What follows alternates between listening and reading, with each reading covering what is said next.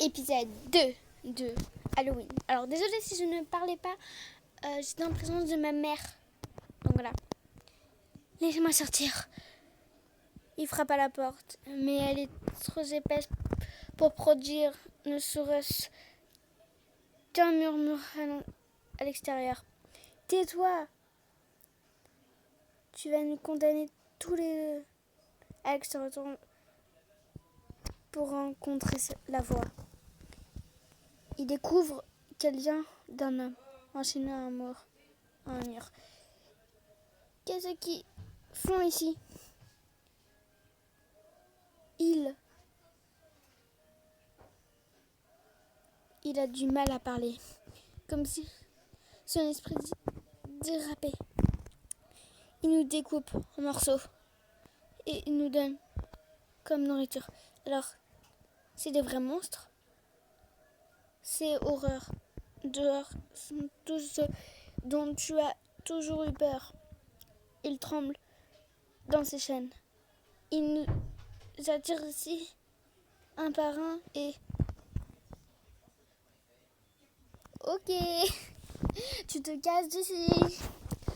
Alex prend les vêtements de Vincent presque automatiquement. L'homme qui les portait. Il lui montre les vêtements. Sais-tu où il est? Il l'a pris. Il est parti maintenant. Alex le regarde. Une farce éclaire le parcours.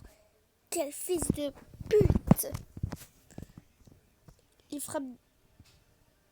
frappe des pots sur une étagère. Le bruit fait surgir un grognement de nos pieds sauvagines. Silence! Maître va bientôt t'appeler. Alex attend de voir s'il aura un autre bruit. Il ne se passe rien. Alex se rapprocha de l'homme. Qu'est-ce que c'était? La créature qui nous donne comme nourriture.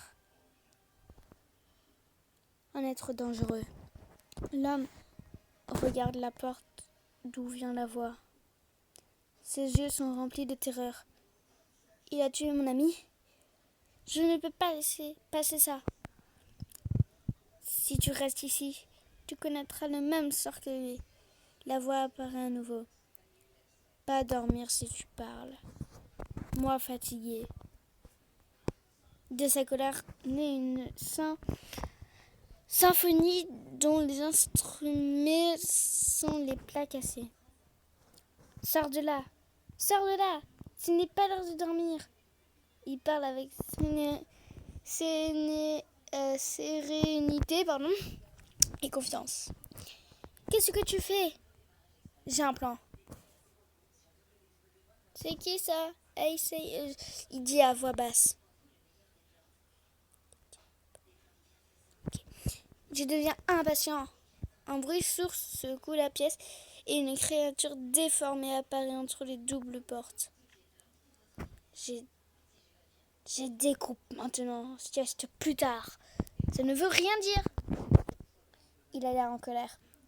Enfin, t'es sourd. La créature a l'air confuse. Je t'ai appelé plusieurs fois. Tu ne voudrais pas que ton maître l'apprenne, n'est-ce pas? La créature réagit au mot maître. Il se retourne et se couvre le visage de peur. Alex voit quelque chose attaché à son dos. D'accord? C'est-à-dire tu vois ça sur le dos de la créature? Tu la prends et tu butes la créature. C'est nickel. Allez, tu la prends et tu la... C'est que tu utilises pour découper ces êtres pathétiques. Mais tu prends la hache et tu le découpes lui et tu découpes le vampire, etc. Il montre la menottée. Il parle aussi lentement et profondément que possible pour ne pas perdre son sang-froid. La créature acquiesce. J'arrive pas à dire le mot. Eh bien, ne reste pas planté là. Emmène-moi à la cuisine. Je n'ai pas encore mangé. Sa voix est pleine d'autorité. La créature semble encore plus confuse. Toi, invité? Tu crois que je viendrai De plein gré, si ce n'était pas le cas, il frappe ses mains, feignant d'être agacé. Attends, nourriture dehors. D'accord. Je ne peux pas sortir, la porte est fermée derrière moi. Alex mesure soigneusement ses prochaines paroles.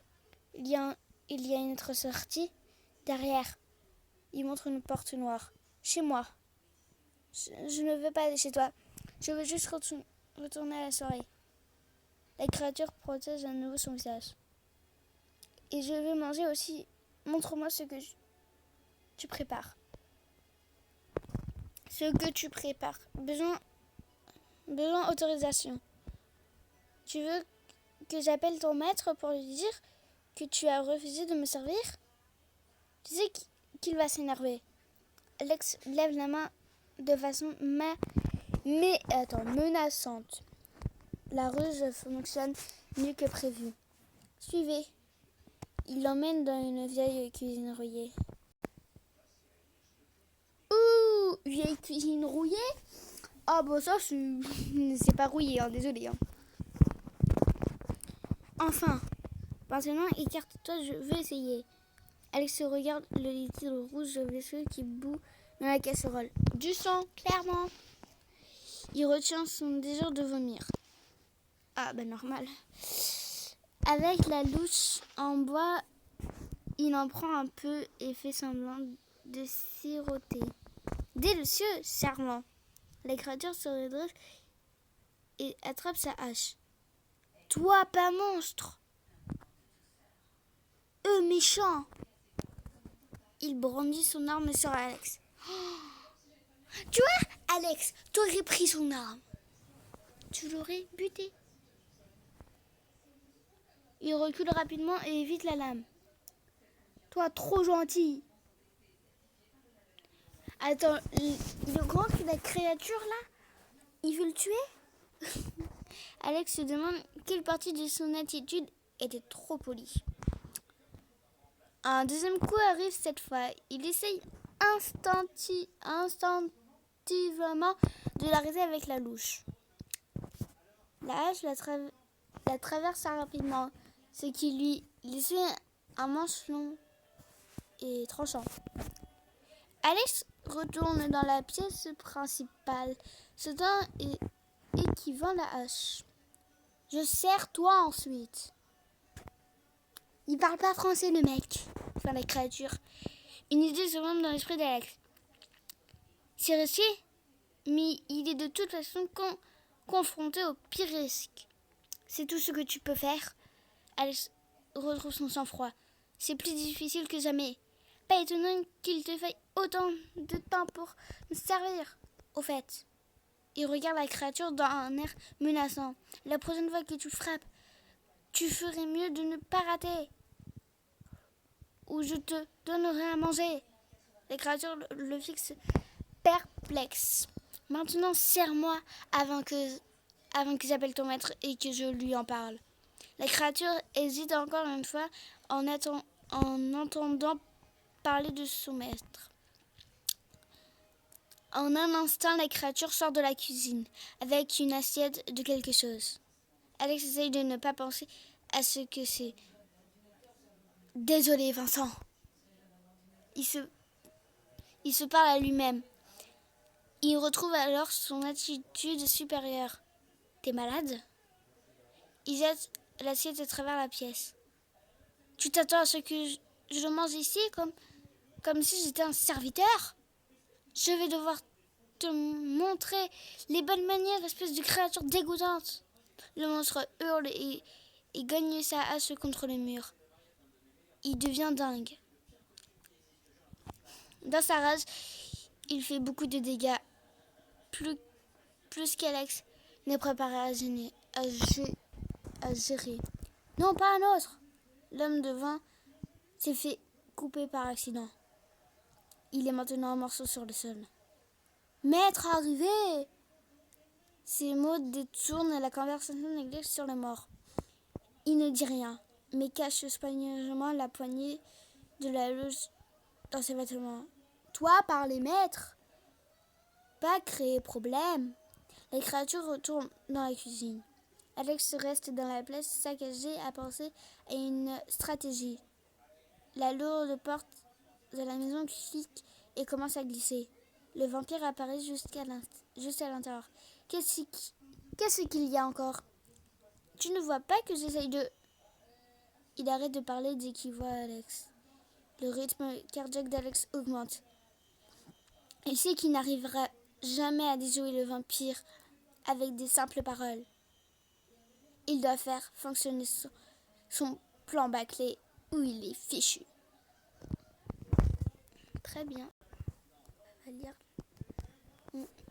Je pensais qu'on serait déjà en train de te servir. Alex reste immobile et observe les mouvements du vampire. Ça n'aurait pas d'importance de toute façon.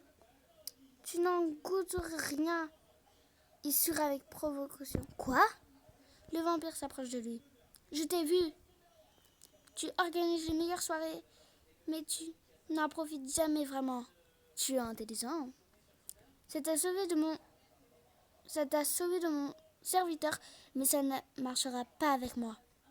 Alex se recule au fond de la pièce. Il fait de son mieux pour ignorer l'âme qui saigne sur le sol. Merde. Je sais, tu es bien trop intelligent. C'est pour ça que je sais que je peux raisonner avec toi. C'est quoi ton plan? Pas un plan, une offre. Tu peux avoir ta friandise tout de suite. Il montre au vampire les veines de son bras. Pas besoin de partager avec tout le monde. C'est vrai que ça a l'air bien. C'est ce que tu gagnes. Il s'approche à nouveau. Alex se bat contre l'envie de changer son plan. Il recule pour retrouver son calme. Une mort rapide. C'est tout ce que je demande. Il sourit à nouveau, montrant cette fois un soupçon d'inquiétude dans ses yeux. Donc, de toute façon, je gagne. On dirait que oui. Le vampire s'arrête. Je refuse ton offre. En partie,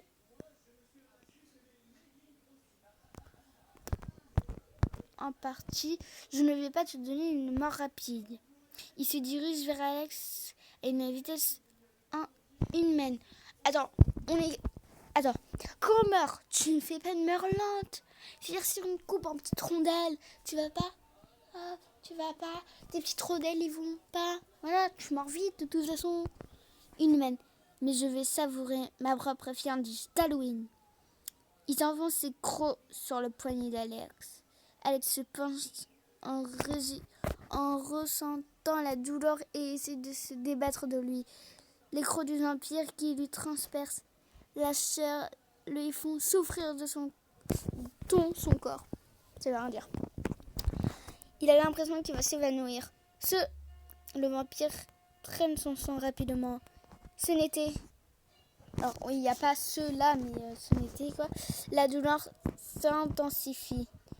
C'est comme si un million d'aiguilles perforaient chaque terminaison nerveuse de son corps. Ce n'était pas le marché. Il saisit le manche en bois tranchant qu'il a pris tout à l'heure. Sa main se déplace rapidement dans les airs. Alex n'a que cette chance pour survivre. Une seconde trop tard, et le vampire le fera souffrir de tourments inimaginables. La manche en bois parvient à percer la poitrine du vampire. C'était la dernière once d'énergie d'Alex. Son esprit combatif demeure, mais son corps est trop fatigué pour faire quoi que ce soit. Maintenant, du sang jaillit de la poitrine du vampire. Je ne peux pas. Du sang coule sur le visage d'Alex. Le vampire tombe. Alex avale accidentellement un peu de sang et se met à tousser et essaye de vomir. Son corps est trop faible pour ça. Le vampire essaye de crier mais ne produit qu'un léger gargouillement. C'est pour mon ami. Alex se ferme les yeux. Je sais pas c'est écrit quoi. Soudain, au lieu des ténèbres et de la mort, il sent la lumière et une bouffée d'énergie. Alex ouvre les yeux. Bah super, t'as tué le... C'est moins drôle quand c'est toi, hein. Il souffle sur les cendres, les disperse dans la pièce. Espèce de malade. J'étais vraiment emballée par cette soirée. Il sent son... Attends. Il sent son corps léger comme s'il pouvait voler s'il le voulait. Bon, il est temps de partir. Désolé, il y a la musique. Il s'approche de la porte et jette un coup d'œil pour s'assurer qu'il n'y a pas d'autre danger. Ses yeux se tournent vers quelque chose de bizarre.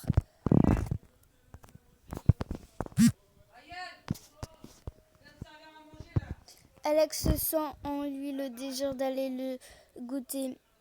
Il sent un soulagement d'oppression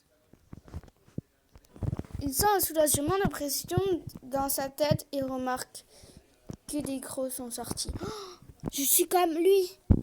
Oh, il essaye de fuir. Je dois partir, mais l'attire trop.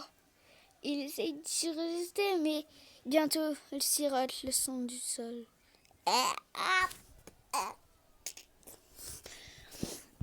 La créature sort de la cuisine. Pas bon, maître! J'apporte frais. La créature revient plus tard avec une tasse pleine de sang chaud. Arrête! Alex sent la texture lisse sur ses lèvres et commence à boire. Peu importe d'où il vient ou comment il est arrivé là, son esprit ne peut penser qu'à le boire. Alex sent chaque goutte le revitaliser. Merci. La créature le regarde à nouveau inquiète. Oui, beaucoup de choses ont changé. Eh bien, il sera la créature. C'est une soirée? Amusons-nous. Il sort en courant de la chambre et rejoint les invités. Il sourit. Quelque chose est en train de changer en lui. La femme zombie d'avant s'approche de lui. Je vois que tu as trouvé ta boisson. Elle montre ses lèvres barbouillées. C'est un grand millésime. Allez. Désolé. Il continua à parler avec elle, comme si ce n'était rien. Alex se sent différent. La foule peu accueillante d'avant semble maintenant plus amicale. Tous ses plans d'évasion commencent à s'estomper. Le souvenir de son ami mort n'est plus aussi douloureux. Il a l'impression que rien ne peut l'atteindre. Quelqu'un le tape sur l'épaule, l'arrachant à ses pensées. « Mec, t'étais où ?» Alex le regarde avec surprise. « Je croyais que tu étais... Cette soirée est trop bien !» Ceux qui n'ont pas compris, en fait, Vincent n'a jamais été mort. C'était juste des affaires qui ressemblaient identiquement à les affaires de Vincent. Ça arrive. Moi, par exemple, il y a un pull et il y a... comme ma cousine, c'est pas ma cousine, mais qui l'a, tu vois. Et en fait, j'étais juste en train de visiter la maison, je crois. Cette soirée est trop bien. Alex remarque qu'il peut entendre les battements du cœur de Vincent. Sang résonne au loin, suppliant de le consommer. Et ils disent que ça va être encore mieux. Je suis content que tu t'amuses. Il voit que Vincent porte des vêtements différents. Qu'est-ce qui est arrivé à ton costume? Il était vraiment pas confortable. Voilà, c'était pratiquement ce que j'avais dit. J'avais dit quoi? J'avais dit que ça se peut que c'était quelqu'un d'autre qui avait les mêmes vêtements. Bref. J'ai demandé à ton ami si je pouvais emprunter autre chose. Eh bien, ça te va bien? Au fait, je vais te montrer quelque chose. Il guide Vincent vers la pièce d'où il vient de s'échapper. T'as vu ce qu'il y a là-dedans? Vincent regarde à l'intérieur. Waouh, c'est... Alex le pousse à l'intérieur et entre dans la pièce après lui. Qu'est-ce que c'est? Je vais te montrer quelque chose. Alex parle d'une voix froide. Je te promets que ça ne va pas te plaire. Il montre ses crocs et il mord dans le cou de Vincent. Qu'est-ce que tu fais? Alex arrête de se nourrir. Je suis juste un bon hôte. Un bon hôte ou un bon pote? Il s'en va, laissant Vincent effrayé et faible. Alex quitte la pièce et parle d'une voix forte aux invités. Mesdames et messieurs, il capte l'attention de tout le monde. Le prochain repas sera servi sous peu. J'espère que vous ne êtes pas trop remplis. Tout le monde applaudit. Alex rit. Il se sent bien. Il est à la maison. Et non. Oh non, ça. Oh, le crocodile. Oh. Oh là là. Non mais ça se fait pas en vrai. Genre, en fait, il devient vampire à cause du vampire, quoi. De Dracula, on va l'appeler. Parce qu'il a bu son sang. Et son ami, il va le manger. Non mais en vrai, ça se fait pas. Bref, j'espère que cette vidéo vous aura plu. Moi, elle m'a énormément plu.